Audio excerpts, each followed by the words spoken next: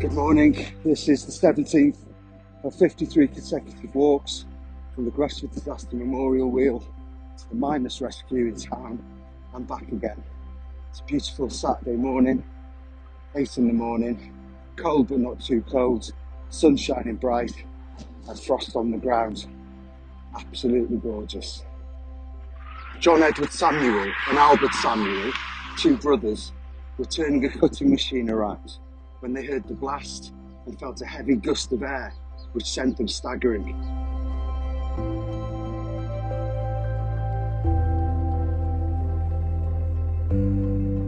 The 30 or so miners who'd survived the initial explosion and afterdamp, the name given to the poisonous gases generated by mining explosions, assembled in the 29th to discuss what should be done.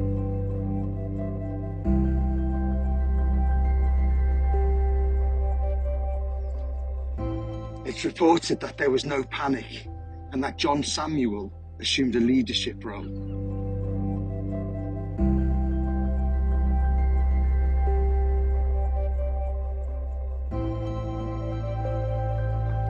First they made their way to the main haulage road, but on arriving at a junction, the air was full of gas and they came across a dying miner who couldn't be revived.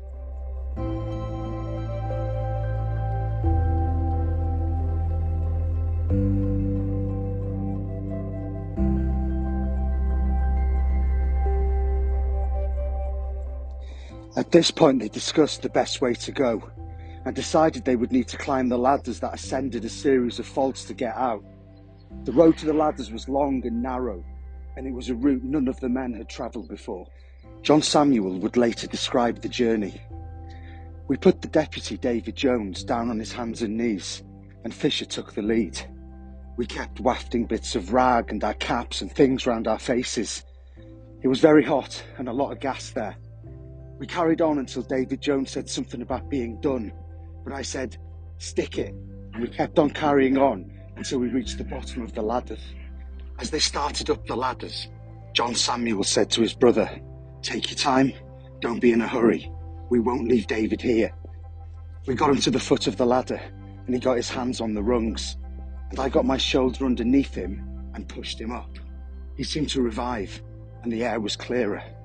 Having negotiated the ladders, better progress was able to be made, but a couple of the weaker men fell behind from time to time and needed to be helped. Finally, a big gust of wind greeted them and they'd reached the clutch. From here, the men knew the way out. But of the 30 or so men who survived the initial blast, and indeed of all the miners in the Dennis, only 6 miners came out alive. Evidence, if any was needed, of how difficult that escape must have been. So foul was the air that the others couldn't endure it, or sought to escape through another route.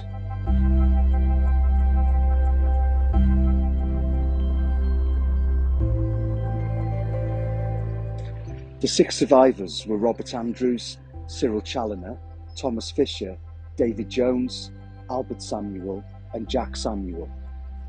John Samuel was awarded the King's Medal, later known as the George Cross, for his courage and for leading his comrades to safety during the perilous journey.